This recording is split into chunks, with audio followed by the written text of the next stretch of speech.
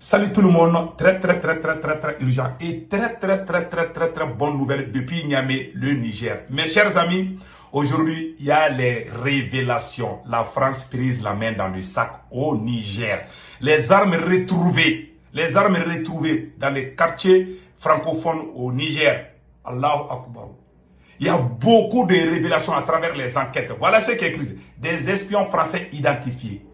Il vous souviendra que de 19 au 20 février, une cache d'armes de guerre et de munitions avait été retrouvée à Niamey au quartier francophonie et au siège d'ECAP Sahel.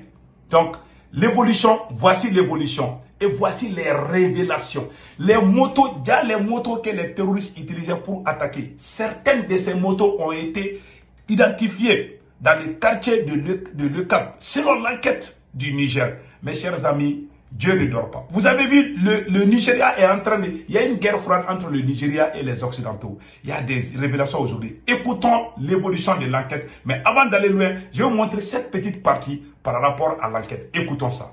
Dans le parc, 16 motos, 6 motos de marque Royale, assemblées, c'est-à-dire déjà montées, 10 motos de marque Amazon, dans des caisses, toutes neuves. Donc, généralement, ce genre de motos sont utilisés par les groupes armés terroristes. En fait, quand on évoque ECAP Sahel dans cette affaire... Vous avez vu maintenant. Donc, après, pendant l'enquête, ils ont retrouvé des motos. Les gendarmes viennent de tout dire, vous avez tous entendu. Donc, ces genres de motos sont utilisés par les terroristes. Et quand ils sont allés fouiller dans les quartiers francophonie du Niger, à Niamey, la capitale du Niger, ils ont retrouvé des mêmes motos identiques. Voilà pourquoi les terroristes, ils ne manquent pas de motos. Même quand on tue les terroristes, on les voit avec des nouvelles motos. Où est-ce qu'ils trouvent les armes? Où est-ce que ces terroristes trouvent les motos et les armes et les munitions et les moyens pour attaquer le Niger, le Burkina Faso et le Mali? Voici l'évolution de l'enquête. Suivons. Mes chers amis, il y a des révélations. Donc, suivons l'enquête tout de suite. Depuis la découverte de caches d'armes de guerre, des munitions... Voilà, j'ai oublié de vous dire la date d'aujourd'hui. Aujourd'hui, la date d'aujourd'hui, c'est dimanche 10 mars 2024. Avant d'aller loin, je vous prie de ne pas oublier de vous abonner sur ma chaîne YouTube qui s'appelle Politologue Média. Voilà, pour vous abonner à Politologue Média, vous partez et puis j'ai déjà l'habitude de vous montrer la photo, mais n'oubliez pas de vous abonner sur la chaîne YouTube qui s'appelle Politologue Média. Donc mes chers amis, je vais vous montrer la suite. Écoutons. Depuis la découverte de caches d'armes de guerre, des munitions et autres équipements militaires au quartier francophonie et au siège de Cap Sahel à Niamey, les Nigériens sont suspendus à la suite réservée à cette tentative de déstabilisation de notre pays. L'enquête qui a été confiée à la section des recherches de la gendarmerie de Niamey suit son cours et déjà au stade actuel, des zones d'ombre sont apparues dont il va falloir obligatoirement éclaircir. De quoi s'agit-il? Il faut préciser ici que l'introduction d'armes par des forces partenaires du Niger obéissent à un mémorandum en la matière et tout protocole signé entre le Niger et ses partenaires dans ce cadre en tient rigoureusement compte. Mais au cours de l'enquête, la liste d'armes introduites au Niger par ECAP Sahel qui ont fait l'objet d'autorisation ne correspond pas aux armes saisies lors des perquisitions. Plusieurs armes n'ont pas été retrouvées. Voilà. Vous voyez ces zones d'ombre, ils amènent beaucoup d'armes, mais les armes disparaissent. Et après, on attend des attaques terroristes. Et on voit des terroristes avec les mêmes armes similaires. Voilà ce que l'enquête dit ici.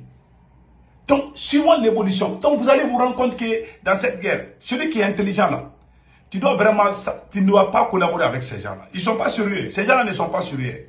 Voilà, les Français et l'Union européenne. Donc, écoutons, regardons les restes. Voilà pourquoi le Nigeria a fait volte-face. Le Nigeria a couru vite pour aller vers la Russie. Et au moment où je vous parle, il y a des sénateurs américains qui proposent au Sénat américain, et puis, comment on appelle là, ils sont en train de discuter par rapport, parce que dans leur loi là, ils ne doivent pas nous aider. Donc, ils commencent à ouvrir les yeux. Il y a un sénateur américain dont j'ai oublié le nom, il a dit, si nous les Américains, on n'essaie pas d'aider les Africains, tous les Africains vont se tourner vers la Russie. Il faut qu'on essaye d'être sincère avec eux. Voilà ce qu'ils sont en train de se dire. Et le Nigeria a été clair. Le Nigeria dit qu'ils ne vont plus attendre. Le Nigeria a crié, a demandé des aides. Ces gens-là ne nous aident pas. On n'est pas contre eux. Mais les terroristes viennent nous tuer, on les appelle, ils ne nous amènent que les bâtons et puis les cailloux là. Pendant que les terroristes ont des armes sophistiquées. Vous voulez nous exterminer, c'est pas sérieux. Donc écoutons l'évolution de cette enquête-là. La destruction des faits démonstration au Niger qui autorise leur introduction dans le pays. Une autre constatation qui a été faite au parc auto de Cap Sahel, et nous avons trouvé dans le parc 16 motos, 6 motos de marque Royal assemblées, c'est-à-dire déjà montées, 10 motos de marque Amazon dans des caisses toutes neuves. Donc, généralement, c'est ça. Donc, vous avez vu maintenant, voilà ce qui se passe. Voilà ce qui se passe. Écoutons le reste. Utilisé par les groupes armés terroristes. En fait, quand on évoque ECAP Sahel... Donc, ces motos sont utilisées par les terroristes. Une nuance de taille à faire au regard de certaines informations fournies par les services de renseignement généraux nigériens qui placent clairement la France au cœur de cette subversion. En effet, lorsqu'en octobre 2023, le ministère des Affaires étrangères, de la coopération et des Nigériens à l'extérieur avait demandé à toutes les missions de forces partenaires présentes au Niger des documents administratifs d'identification de leur personnel, toutes les autres missions ont répondu sauf ECAP Sahel. Vous avez vu maintenant, sauf ECAP Sahel. Toutes les forces étrangères qui sont au Niger, on les a demandé de les identifier. Là où la France est là, et ils ont refusé.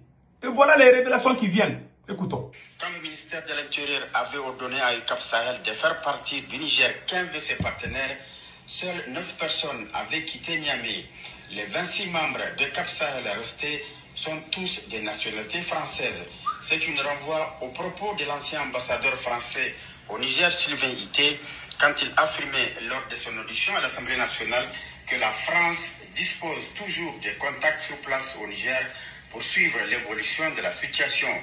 Il est donc aisé de conclure que ces 26 personnes, des policiers et des gendarmes, sont des espions français au sein de Cap Sahel. Voilà. L'activité subversive de la France contre le Niger ne se limite pas seulement à l'intérieur. Donc, vous voyez, tous les autres sont venus. Maintenant, il y a 26 ou 23 personnes, des agents français sont toujours au Niger.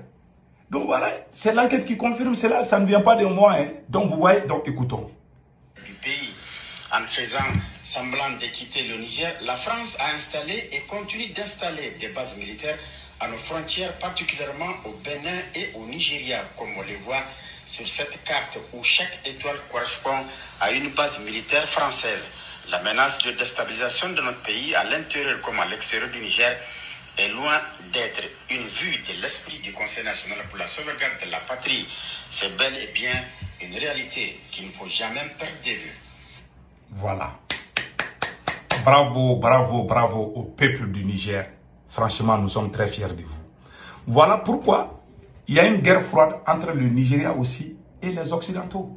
Et ils veulent que nous, on croise les bras, les terroristes vont venir brûler nos maisons.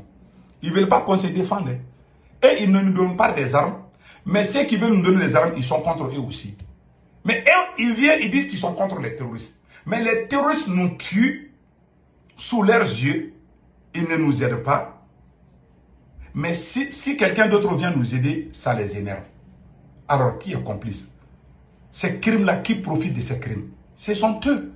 Donc, restons soudés. Et bravo au peuple du Niger. Qu'Allah le Tout-Puissant bénisse le Niger, le Burkina Faso et le Mali. Vous savez, le temps est en train de nous donner raison. Et regardons ce qui se passe au Nigeria. Le ministre des Affaires étrangères du Nigeria est parti en Russie.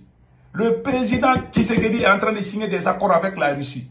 Ce n'est pas parce que nous sommes contre les Occidentaux, mais ils refusent de nous délivrer des armes. Les terroristes ont des armes plus puissantes que nos armées. Même Bazoum a l'habitude de dire. Donc vous voulez que nous on croise les bras, vous ne nous aidez pas, mais vous ne voulez pas que quelqu'un d'autre nous aide. Mais ça, ce n'est pas sérieux. Donc bravo au peuple du Niger, restons unis. Vive l'AES. Vraiment, à bas les impérialistes, à bas les ennemis de l'AES. Ciao, ciao.